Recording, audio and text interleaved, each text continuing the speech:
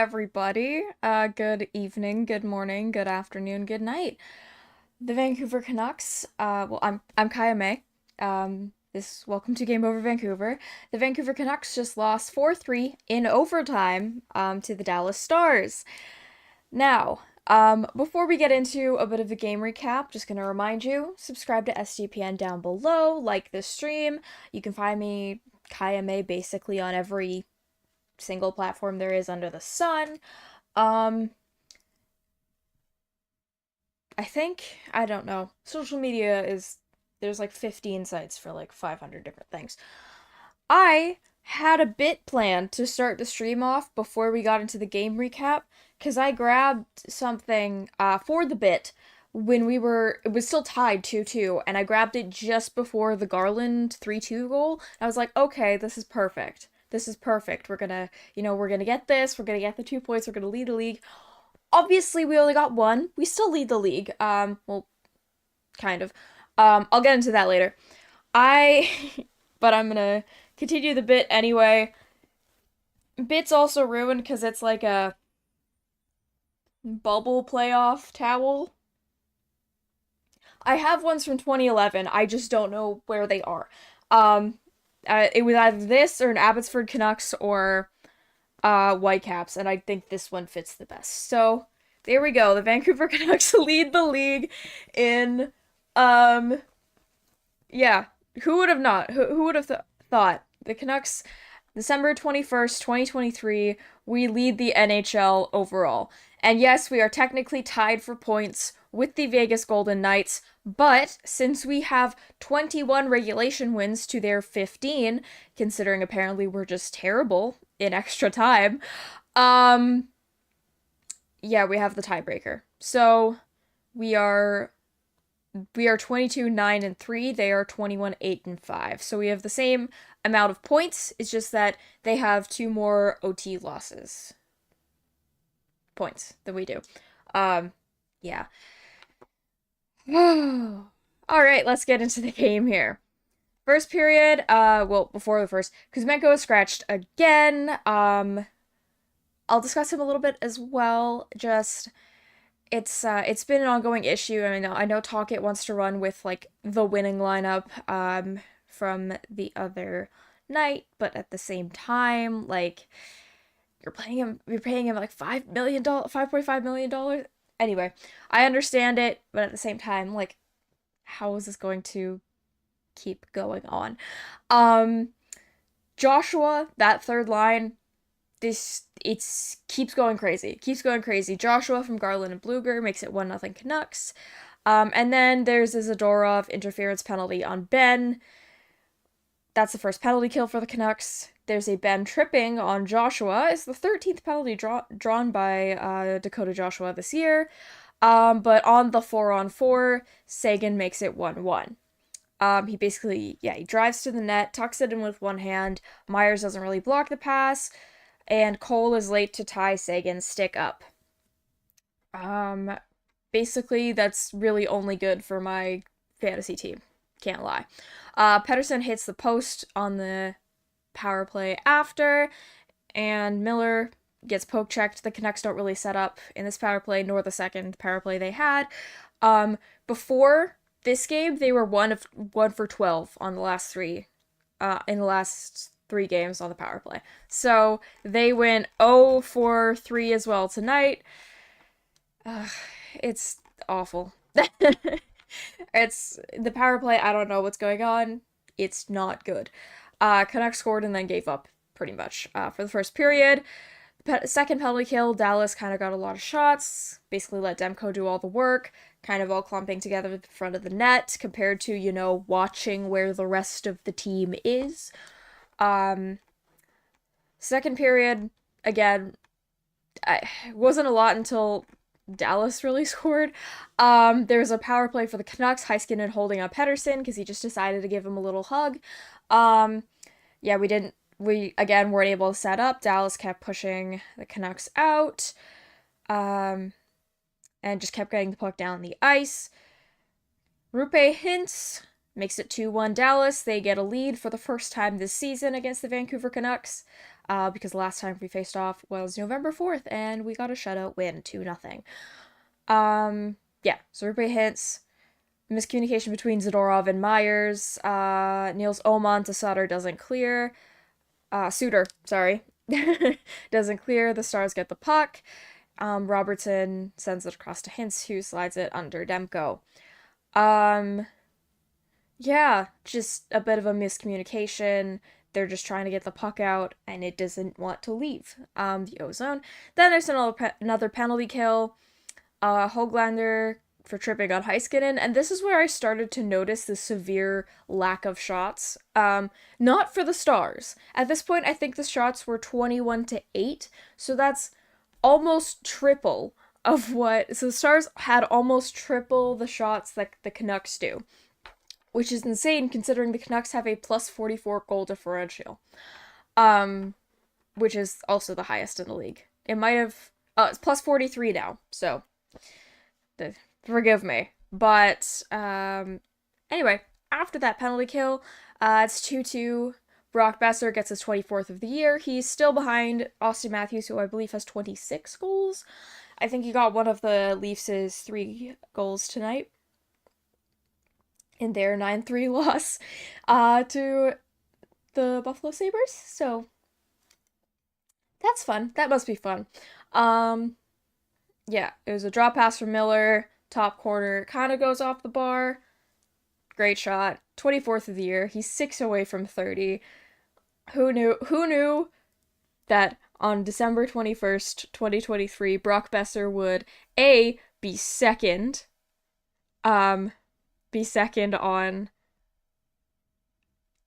NHL goal scoring, Miller being in the top 5 for scoring overall, Hughes being like one of the best defensemen in the league, Demko, I don't think I have to say anything more about him, and like we're at the top of the league. That's still, it's very surreal compared to where we were last year. Like we got our 22nd win of the season, I think in February of last season. Again, it's before Christmas. Then we got a power play because Dallas had too many men on the ice. I guess math is not a strong suit in Texas. I might be mistaken. It wasn't clear to me when I was watching it who got the penalty, and I was like, if they did that again, why did this happen? Yeah, Hronek going down low is not an option. It's a non-option for the power play for the Canucks anymore. Like, I understand you're scratching Kuzmenko because you want to go with a winning lineup. All right, take Hronek off the power play. I beg you. Just because, he's an offensively minded defenseman does not mean that he's good. Like, he's good to, like, kind of quarterback our second unit, I'd say. But I think they're keeping Hughes out for both. So why is he there? He's just taking up space. Put out Sam Lafferty. Put out Pia Suter. There's better options than Filip Hronek. Anyway, they actually kind of set up. And then Miller fell, and then they did not set up. Then the dying seconds of the second period, the Dallas Star in the American Airlines, is it arena or center? I feel like it's center. They're playing Wonderwall. Moving on. So in the third period, there was an interesting stat that came in. There were 5 shots. There were no penalties during this period, so this kind of stays for the rest of the game. But there were 5 shots for Dallas on the 3 penalty kills, and for the Canucks on the 3 power plays, there were 0. Well, the 3 penalty kills for the Canucks and the 3 power plays for the Canucks. We had 0 actual shots on net. Like, we had chances, but nothing. Yeah, Sagan, he was on another one tonight. Forecheck, again, even if we don't have Kuzmenko in the lineup, it's still an issue. With less than half to go in the third, the shot count was 31-15 in favor of Dallas. So, I don't understand how Demko doesn't get one of the 3 stars of the game, because that's honestly just embarrassing from the Canucks. I mean, both teams did not convert on the power play at all, but Dallas, in the entire basically 65 minutes of the game, they had 36 shots. The Canucks had 20. That's I understand you might be trying to like keep your PDO up. No. That's absolutely unacceptable. In the first period, it was 16-6. The second, this is in favor of Dallas. The second, 9-5. The third, kind of balanced, 9-8, and then Dallas 2-1. So, and that one shot was, I believe, would be the Pettersson chance in overtime. Anyway, before we actually get to that point, it feels like the last half of the third, the Canucks were like, oh, wait, we actually have a chance. And that's when, the hype started to build up with if the Canucks get a point, they tie Vegas. If they get 2 points, they get, you know, first in the league by themselves. They don't have to rely on a tiebreaker, which we have to do now because we have more regulation wins than Vegas. Because obviously, we're terrible outside of regulation. We have one overtime or 2 overtime losses now, 1 shootout loss and only 1 overtime win, and that was against the Islanders. Yeah, because we lost an OT against the Rangers, lost an OT obviously tonight against the Stars, and lost in the shootout against Minnesota. We were one of the last teams to go to a shootout, and yes, we have not shown our best in the shootout. For example, they put Kuzmenko in the shootout lineup instead of, like, I don't know, literally anyone else that has actually scored more goals this year. That's besides the point. Put literally the entire third line just as your 3 shooters for the shootout, and we're good. Anyway, speaking of the third line, 3-2, the Canucks gained the lead for the second time in the entire game since the first. Connor Garland, what a goal. What a play. Blueger to Joshua to Garland, who basically just runs straight into the net. The closest I've seen him to a net on a goal like that was when he got a puck to the face when he was playing in Arizona, and it went off his cheek and in, and he was bleeding, so he had to like leave the ice after, but that counted as a goal. So anyway, that line is absolutely crazy. I wrote a note, like, I feel like their names are all somewhat tree related, but I can't, or like plant related. Yeah, Dakota Joshua got 3rd star tonight. Deserved. He had the great assist on the Garland goal. He had his own goal for himself, and yeah, he's on his way to getting back-to-back Unsung Hero awards. If not, it's going to be like Blueger or Garland. Yeah, that's where we're at. But then when in the last few minutes, Thomas Harley, he ties it. He was recently the overtime winner against Seattle for the Stars, overtime hero, I guess. He ties Quinn Hughes with goals for defensemen. Ian Cole, again, just can't tie him up. Like, he's sticking him out like he's poking something with the stick. Which, I mean, I guess is what you're doing. Overall, the Dallas Stars absolutely killed the Vancouver Canucks, and I'm surprised it went past regulation. With that Garland goal, I had some faith that the Canucks were going to pull off the 2 points, and then the Harley, and I was like, okay, they're going to score in like the last minute, it's going to ruin everything. We made it past regulation, we're tied with Vegas for first in the league. Let's talk about overtime. Goal was not scored until there were 10 seconds left in 3-on-3 overtime, which is just so entertaining. It's always entertaining. It's so entertaining. Matt Duchene gets his 11th of the season, 4:50 into overtime, 5 minutes of 3-on-3, 4-3 Dallas. Woohoo basically gets kind of a breakthrough pass. But just before this, let's talk about it. Because there is a 2-on-0. There's a 2-on-0 for the for the Canucks where it's Pettersson and Joshua. And they're going up the ice. Pettersson has the puck. He passes to Joshua. And they're still, a pretty good distance from Scott Wedgwood in net. And Joshua passes back to Pettersson. And I don't know if Pettersson wasn't expecting the pass or anything. But he tries to kind of scoop it back into the net, doesn't really get enough height on it. It goes straight into Wedgwood's pads, and the play is in the other way, and the Stars score. That was probably the most exciting thing of overtime, and that was in the last minute of overtime. So if you want to know if overtime and past regulation, if they need some revamping from the NHL, this is your out. This is your reason. Yeah, PD went in too close to raise the puck, but I still feel like he could have pulled it off. Like I understand he's potentially back from injury, but he had or not exactly back from injury. He didn't really take a break, but at the same time, like um it comes to he didn't exactly take a break. He has had some points in recent games, but also tonight there were a lot of shots that just completely sailed over. Um yeah. Anyway, Canucks lose 4-3 in overtime to the Dallas Stars. Uh, it was a time. It was a time. We are again, like I said, woo! I dropped my coffee. We are first in the league because of the tiebreaker with regulation wins. It's good. It's good. Go back to 5-on-5 in OT. Honestly, I wouldn't hate it. I don't know. I don't know. I think there needs to be a revamp of the points system overall in general, but that's just never gonna happen probably. Because the NHL hates fun.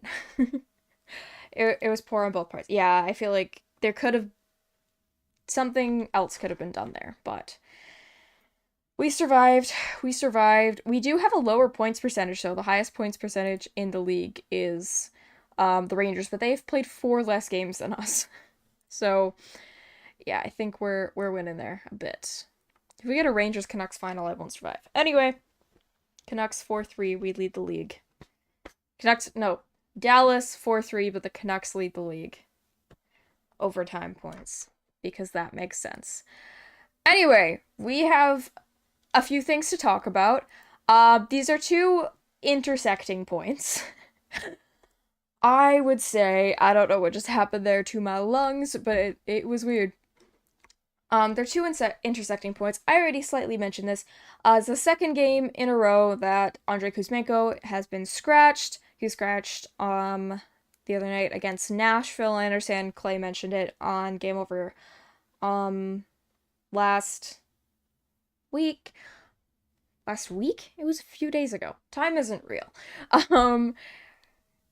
Yeah, so Andrei Kuzmenko was scratched again for back-to-back games. This happened earlier in the season as well. And he came back, he kind of got it together again, and then he got scratched.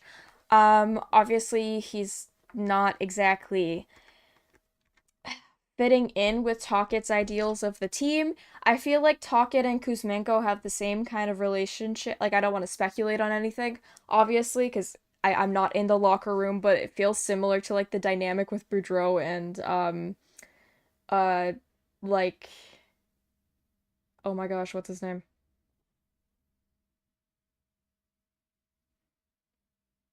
Jim. I'm completely blanking. Robertson. Yes, sorry. I was like, wait. Um, yeah, like exactly he wants to see more forecheck. He wants to work harder. He literally said he wanted to stop being asked about Kuzmenko. Like that's kind of part of the deal. You're always going to be asked about something if it's not perfect. Especially on the Canucks team that's doing amazing. Bruce and Best. I that was also an odd point of contention, but I feel like this is similar to like the it doesn't fit in with the system and the construct and that kind of thing. Um, yeah, I don't know what they're gonna do with him. Apparently he's on the trade block, but it has been said, Joshua Griffith, who's a local media person for the Canucks, he said, he spoke with Kuzmenko's agent Dan Milstein, aka slight AGM of the Canucks and Lightning. There's absolutely no disconnect between the coaching staff, management, and our camp. We communicate daily. Obviously, like half your squads on our team. We have a plan and everything is going to be okay. Andre is very happy to be in Vancouver. With a few minor adjustments, many victories and goals are ahead. Again, we had some minor adjustments coming back from the last time he was scratched in back-to-back games. Hopefully we can see those adjustments before the break. We have one more game on Saturday against the Sharks. But then again, it's the Sharks, and we lost against the Sharks. Just saying. I do think that it's an interesting position to be in. I'm not sure if this will solve anything, but the power play has struggled in recent memory, especially it seems when Filip Hronek is on it. Like, I don't want to point fingers at all, but I just don't think, because of the past few years where we've had like the four forwards and one D for the four forwards, one D for the penalty kill, or for the power play, my bad. Adding like the other defenseman, especially on Hronek, who doesn't he's not exactly the same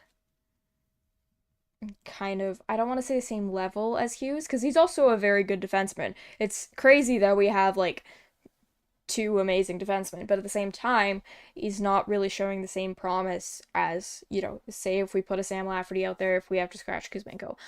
I don't understand why we just can't have Kuzmenko in the lineup and have him still in the power play, because yes, he did get a lot of points there last season. If I remember correctly, he does have a few power play points this year. I'm not sure what they're going to do with him, honestly. Apparently people are calling about him. I don't know if trading him would make him better or worse if we can get a sizable, I don't even want to say a sizable like defenseman, because we're pretty good depth wise. Like when Susie comes back, we're away with flying colors. At the same time, I don't really know. I don't know. I feel like he still has to get his game back. And yes, we've seen players take a little while to get their game back, like Besser, obviously, last year, not until later in the season. Pettersson a couple years back when he was coming back from injury, and then didn't really get start going until January. Yeah, I think there's still a bit of work to be done. I feel like Kuzmenko still has to get his way into Talkett's nice list. Um, we need a top six winger desperately if Kuzmenko isn't going to work. That's true, considering most of our scoring in recent memory has come from not the, yeah, kind of the bottom six. It's been Brock Besser in the third line. That's basically been all of our scorers. And JT Miller with like 5,000 assists, with a few goals here and there. Just kidding. But yeah, I do think top six winger, I don't know, because Hoglander's fitting in nicely. Besser's the only full-fledged top six winger that we have. Yeah. I mean, you know what? I saw a comment Last Resort made earlier about Petey needs Kuzmenko. If he can get it going, Kuzmenko, they did match up well together last year, and with Mikheyev on that line, I'm just not sure if Tocchet trusts him as much at the moment. That's kind of the issue. Um, yeah, Hoglander's fit in quite well, aside from taking various penalties. Third line, obviously, all cylinders. Fourth line, have at her. I have no real sizable complaints. Um, Defense, oi. I have a few thoughts. Noah Juulsen's been pretty good. Compared to the bigger guys. When I mean bigger, I mean by size. I'm talking Myers, Cole, and Zadorov. Myers hasn't been totally egregious, except tonight he wasn't great. But Cole and Zadorov's kind of a neutral point for me. Yeah, if Kuzmenko gets going, solves a lot of our top six issues. Tocchet, um, needs to start get Tocchet needs to handle Kuzmenko better. The Canucks need to start getting more shots on goal. I do think they need to start getting more shots on goal. I understand Tocchet plays more of a defensive-minded game, but at the same time, the Canucks, yeah, like tonight, 20 shots on goal to 36 from Dallas. That's crazy. Um, considering, the last game that we played Dallas, it was a 2-0 shutout for um us. Our power play percentage is going down drastically. I was looking at the wrong line, but still, it's going down. Like we're 1 for 15 now in our last 4 games. Yeah, I get Kuzmenko scratching. Only gripe is maybe you don't really see Oman or PTG much when it comes to the third period. Yeah, I would say probably taking PTG out, or maybe Oman because he had a slip up. But PTG does too, putting Kuzmenko in. I'm not sure because PTG did really work well on that line, but I think Hoglander's kind of taken that spot. Um, yeah, our power play percentage not great. Not great. We're at 24.2, which is better than the 6th in the league for points Winnipeg Jets with 16. Philly has 10. So it could be worse. It could be worse, but at the end of the day, it's still not great. Like, okay, Edmonton has a higher one, but they're Edmonton. For penalty kill, yeah, we're still in the bottom 10. Again, it's getting better, but power play I think is the big killer. It's always something with the special teams. Um, so as for zone time, we have like, okay, where was it? I'm trying to figure out. I had the thing open where you can see the penalty or the power play zone entries for the power play predictable. Yeah, we could barely set up. We are we have our time on our zone time for the power play, for the Vancouver Canucks. They are above average for the league with 24.5% um of the time on the power play the puck is in the Canuck zone. Actually, I think above average means it's better because the league average is 26.9. So I think that's a good thing, but at the same time it doesn't feel like a good thing. I feel like that's still a bit egregious. Anyway, penalty kill, we're still below average there. Um Not spending a lot of time in a defensive zone, looks like.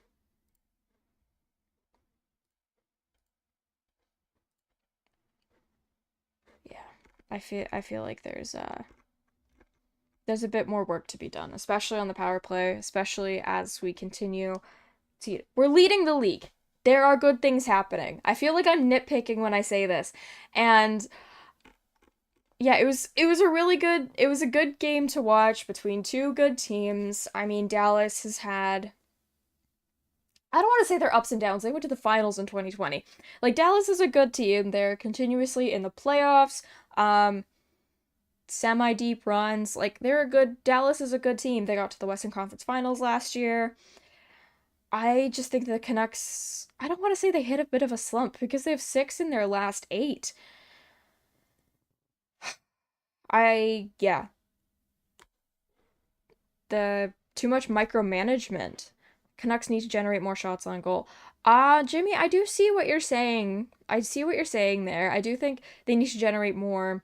I think the way the defensive kind of mindedness of Talkit is kind of getting in the way of like the offensive capabilities that the Canucks have in Pedersen, Miller, Besser, etc.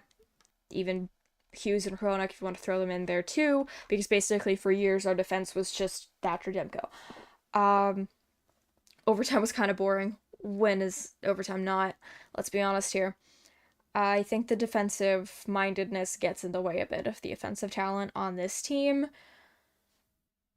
Yeah, there's a lot that could be done to work on this team. Are there more power play things? No? Okay. Boo.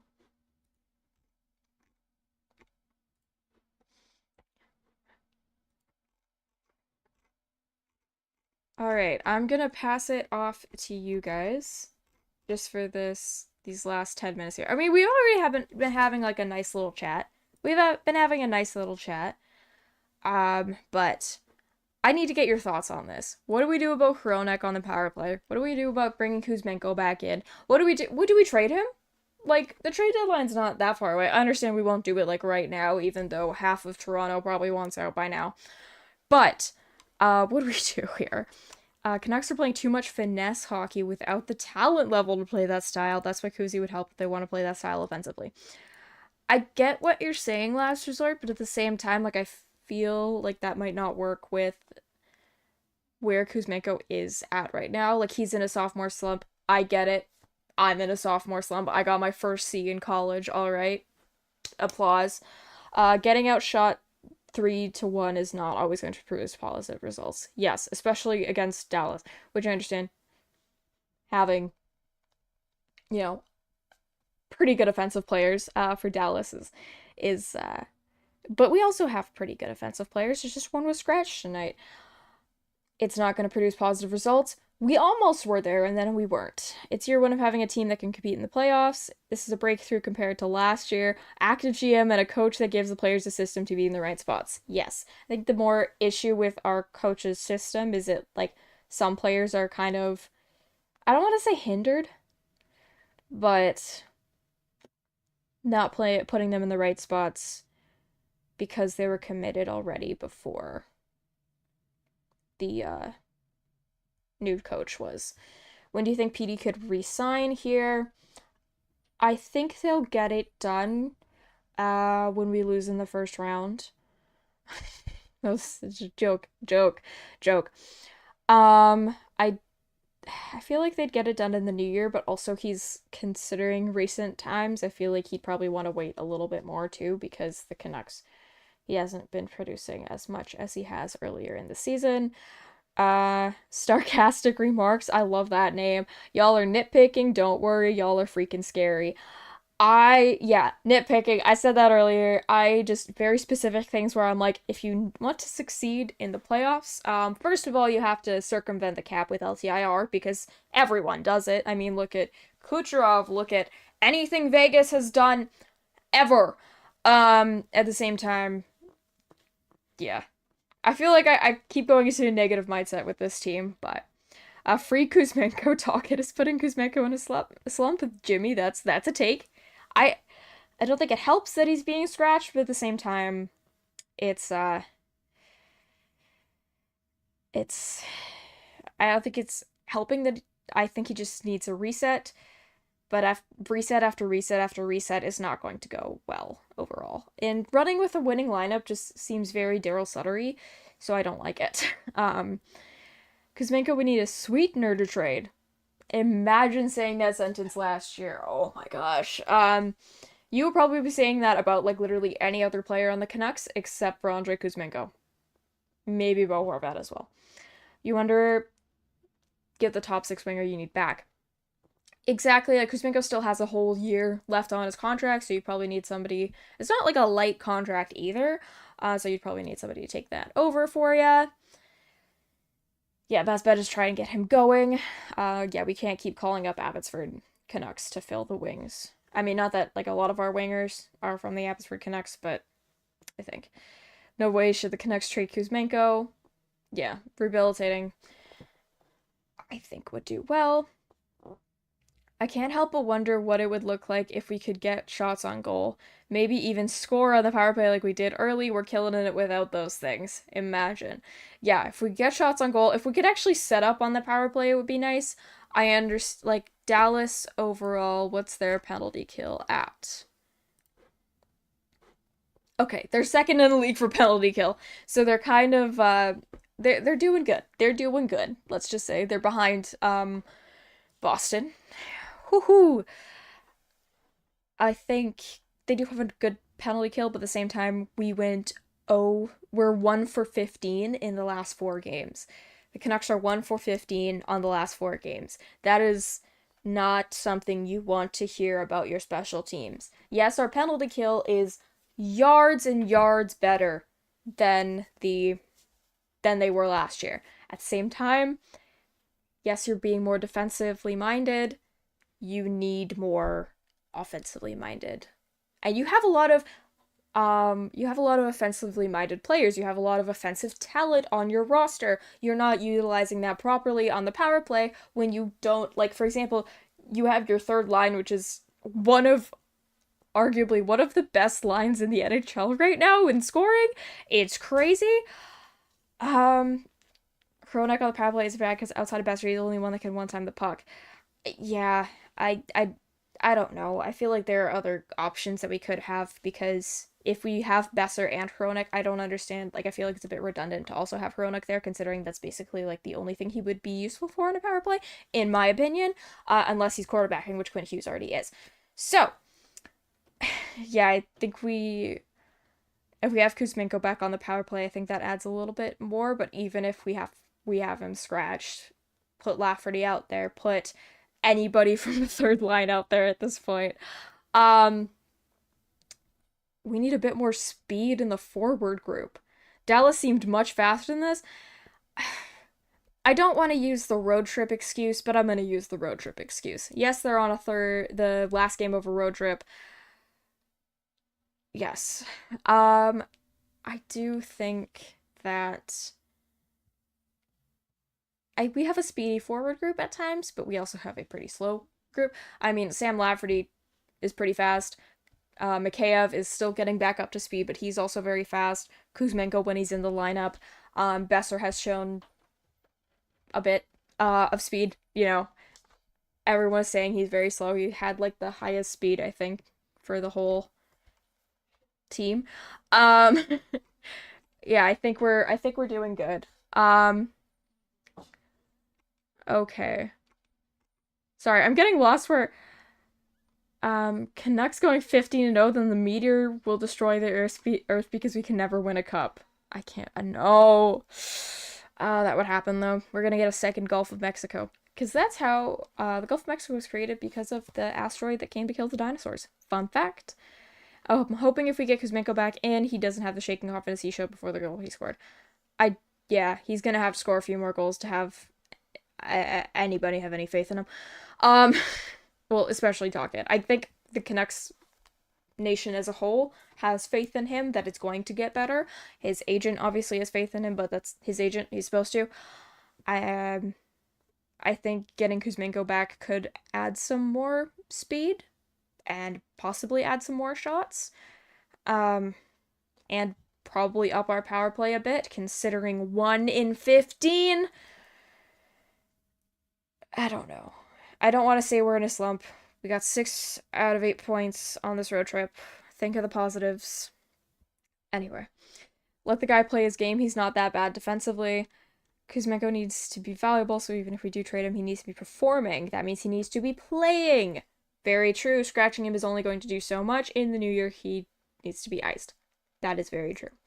That's true. I do think, like, if you want to build confidence in a player, you need to have them playing. That's like a big thing when I see like goalies on a slump or something like that, and the goalie is benched for games, for many games at a time, or they're sent down or anything. I know Kuzmenko is obviously not in net. I feel like that would be very weird if he was, but at the same time, you don't put your it doesn't create confidence in the player if you are not letting them do their job, essentially. If you're being scratched, it doesn't create confidence at all. Um Hronek on the power play isn't bad. Oh yeah. I think Tocchet needs to accept the poor defensive play from Kuzi for the offside output. I Yeah, I think he needs to accept poor defensive play. I mean, he's already accepted it from like half our D-men, so I think I think that he can accept one forward out of his many.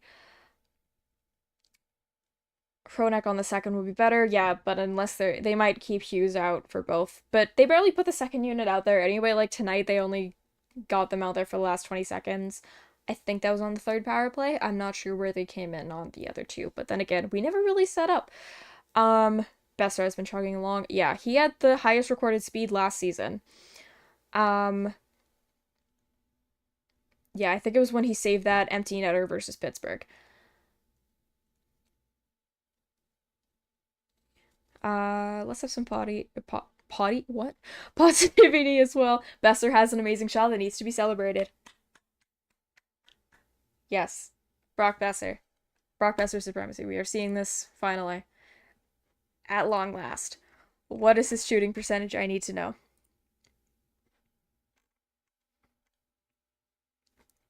So he is a career -20. He's currently a +11 for the season so far. Um, da da da da. 24.7 for his shooting percentage. That's, yeah, insane. Insanity. He has 38 points in 34 games. Who would have thought? He had 18 goals last year. He's already beat his third highest goal total from the 2021 like Canadian division year and the 21-22 season. Bruce's first season. Yeah. So he had 23 goals in both those seasons. When one was in 56 games, one was in 71. But at the same time, he's beat those both. Last year only got 18. He was also out with injury. So, yeah. He's gonna beat his goal total this year. I mean, knock on wood, obviously, but he's at 34 games played. His highest goal total was 29 goals in 62 games in 17-18. So his first full season with the Canucks. I say he does it. I have the Twitter bot on notifications. Yeah. Garland finally got himself a goal. I feel like that's always the narrative when he finally scores, because he'll score and then go an entire month without scoring. And then he scores again, and it's a cycle that keeps going back around. Second unit didn't play much, but when Hronik was the main defenseman, he would just bomb shots on goal, and it was fun and effective. Yeah, exactly. I think that's also how, forgive me if I'm wrong, that's also how OEL also kind of operated a lot on the power play. And it kind of worked for us. So he's finally getting that 30 goal mark. How many seasons in the making is that? Too many to count. He made his debut in the 2016-17 season. Yes, he played 9 games, but at the same time, I was in the 9th grade.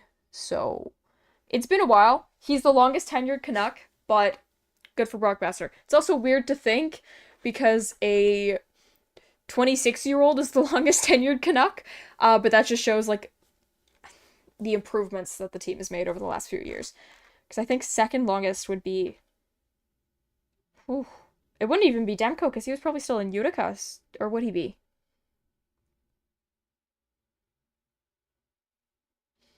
I'm really bad at math. I don't want to say Miller because I'm probably wrong there. It's probably like Breezewall or something. How many goals will Pettersson and Besser score? Besser is getting at least 40, probably 50. Besser's the longest tenured Canuck, yes. I don't know. Pettersson. Mr. Elias Pettersson. Let me see. I'm going to give him a total, and let's see if I get it right. Okay, so this year, in his 34 games, he has 13 goals, 28 assists. I think he hits... He hit 30 last year or 2 years ago? He hit 39 last year. So he's almost at 40. I think he's probably around the 35 mark, considering he's had a bit of a slump at the moment, which is weird considering he has 41 points in 34 games, which is absolutely insane. Man, that shows how bad we were that no one else from the Benning era still hit. Benning drafted him. Pettersson, Hughes, Demko. Yes, he did because that was his first draft. Yes. 50 plus for Besser if he stays healthy. Yes. That's a big thing too. I think he can get up there. He's definitely hitting 40. I wouldn't be surprised if he gets like 49 considering last year Kuzmenko got 39 goals. Last year Pettersson got 39 goals. 2 years ago Miller was at 99 points.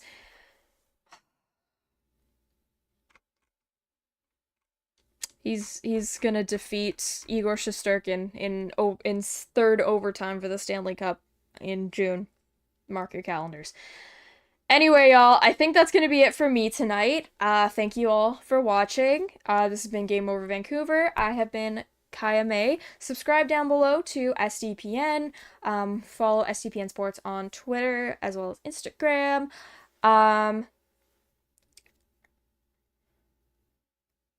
Like, comment, rate, review on all your podcast platforms. I can speak.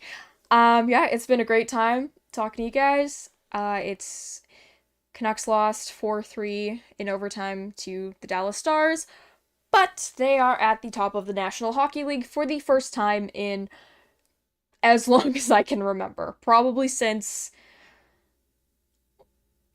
Oh... I don't know. When was the last time? That's crazy. It's crazy. Anyway, thank you all for joining me. I have been Kaja Mae. You can find me at Real Kaja Mae on Twitter, Kaja Mae on YouTube, and yeah, that's pretty much it. That's pretty much all I use. Alright, good night everybody, and thank you for joining me.